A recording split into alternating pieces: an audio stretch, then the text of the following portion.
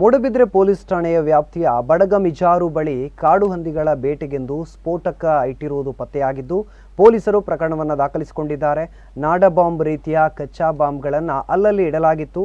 ಒಳದಾರಿಗಳು ರಸ್ತೆಗಳ ಬದಿ ಇಟ್ಟಿರುವುದು ಗಮನಕ್ಕೆ ಬಂದು ಸ್ಥಳೀಯರು ಆತಂಕದಿಂದ ಪೊಲೀಸರಿಗೆ ತಿಳಿಸಿದ್ದಾರೆ. ಯಾರು ಈ ರೀತಿ ಕಚ್ಚಾ ಬಾಂಬ್ ಇಟ್ಟಿದ್ದ ಯಾರೆಂದು ತಿಳಿದು ಬಂದಿಲ್ಲ.